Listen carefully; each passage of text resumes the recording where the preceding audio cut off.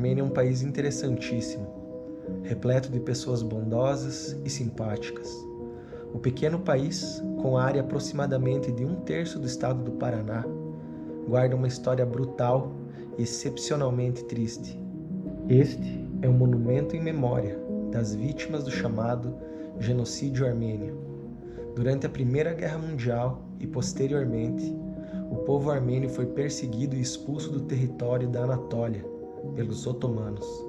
As atrocidades documentadas não merecem ser mencionadas neste vídeo. Este é o memorial às vítimas, onde os armênios se reúnem e trazem flores no dia 24 de abril de todos os anos, em referência a essa mesma data, no ano de 1915, quando muitos intelectuais, políticos, escritores e religiosos foram presos e mortos em Constantinopla.